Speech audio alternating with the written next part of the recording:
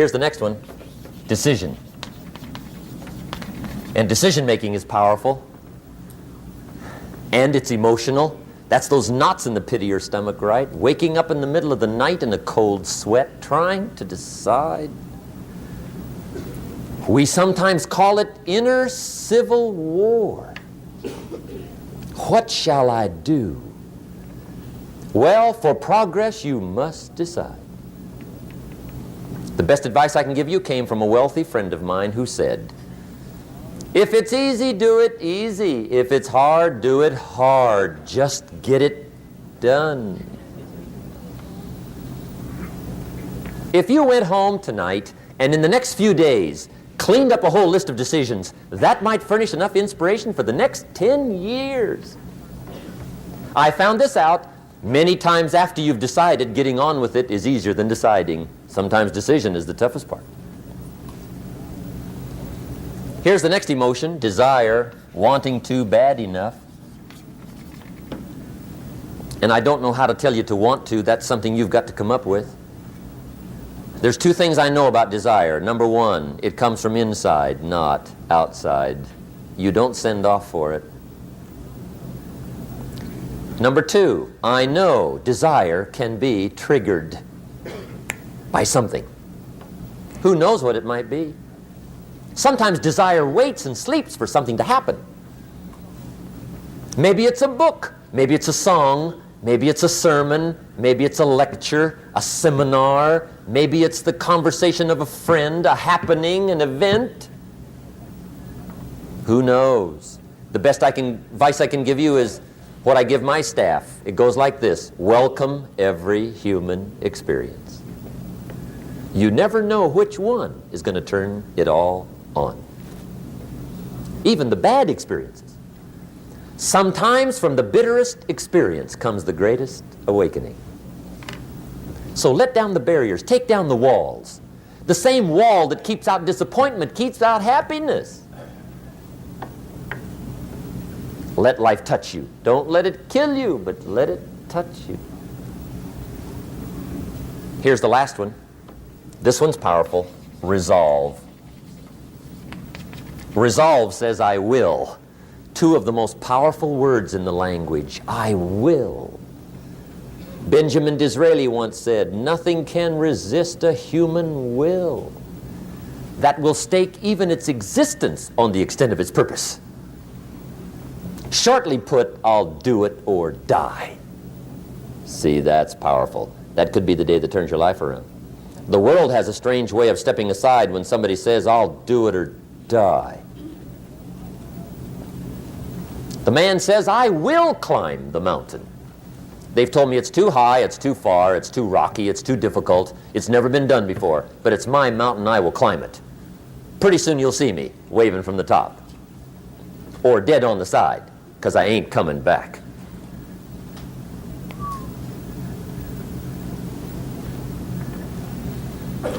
The best definition I ever got from the word resolve came from a little junior high girl in Foster City, California, up north. I'm talking to the junior high kids one day. I love to ask kids definitions. They come up with beauties. I got to the word resolve and I asked, who can tell me what resolve means? And I got several hands, and they were all pretty good, but the last one was the best. Little girl, about 3 rows back, held up her hand. She said, Mr. Rohn, I think I know what resolve means. I said, darling, what do you think it means? She said, I think it means promising yourself you will never give up. I said, that's it. Webster, stand aside. That is the definition. Promise yourself you will never give up. I asked the kids, how long should a baby try to learn how to walk?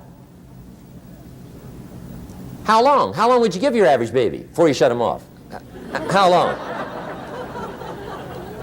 See, any mother in the world would say, you're crazy. My baby's going to keep trying until it learns how to walk. What a magic formula.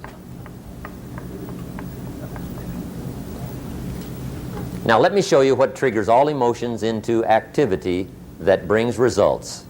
And results is the name of the game. Here it is. Action. Finally, you must do something about how you feel. Jesus, the master teacher, said, don't just be listeners, be doers. The world admires the doers.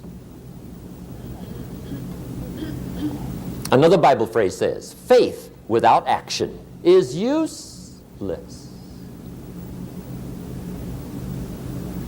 Some people these days are big on affirmations. You've got to be very careful of affirmations. There's a thin line between faith and folly. The best clue I can give you on affirmations is this. Affirmation without discipline is the beginning of delusion. And there's nothing worse than delusion. The guy keeps walking west looking for the sunrise. I mean, delusion is bad.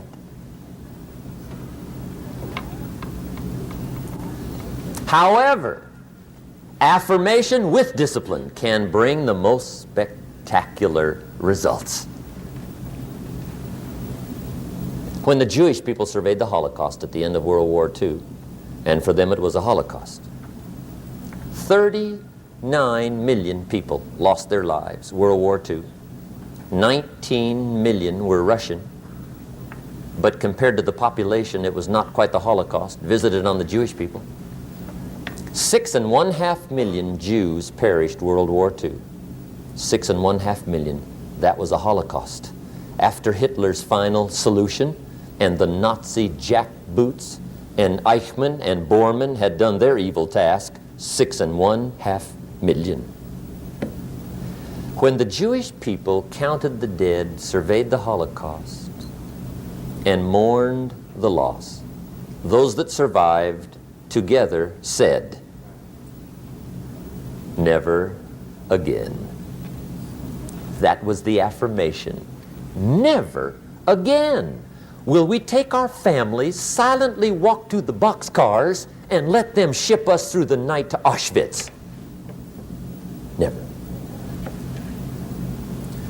Well, that's good to make an affirmation. But the next question is, what are you going to do to back up the affirmation? They said, well, number one, we'll build a nation. Then they said, we'll build an army. Wow.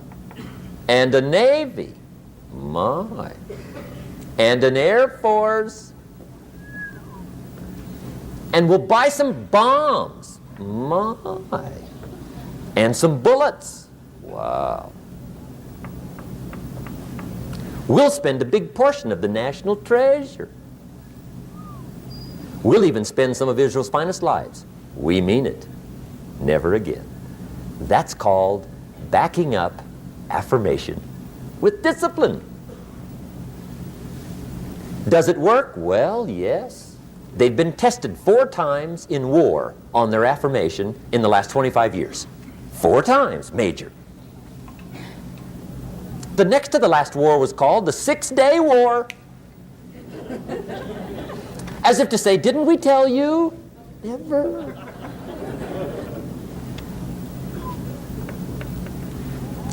Make sure you always have a game plan to match your wishes. Otherwise, they will always be wishes.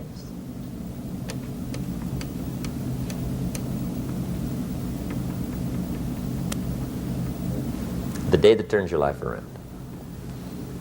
Let me give you 4 questions to take home when we're finished. These are called questions to ponder. And this wraps it up.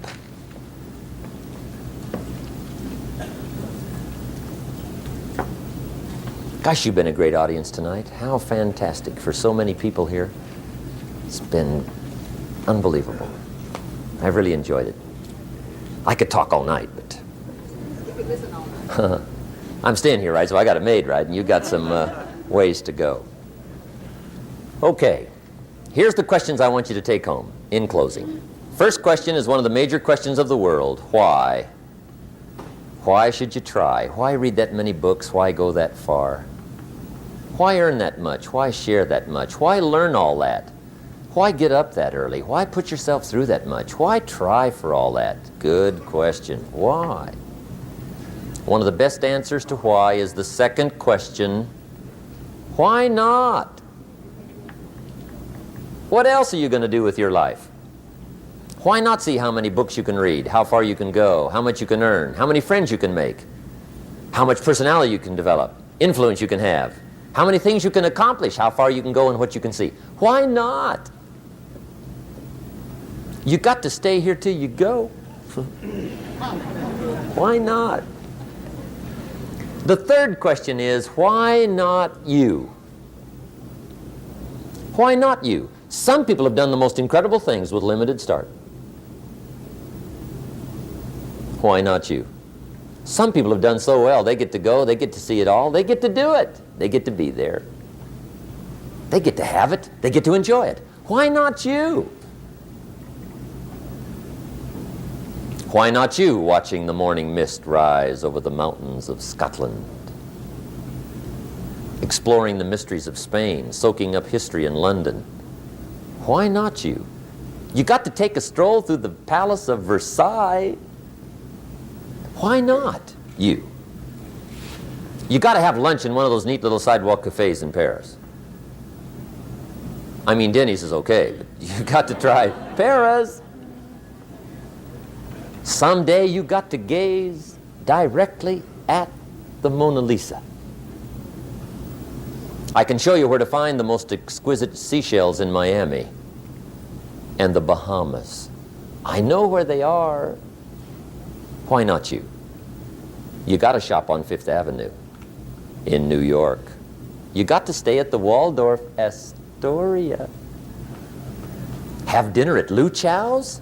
Sliced roast goose on a bed of apple strudel.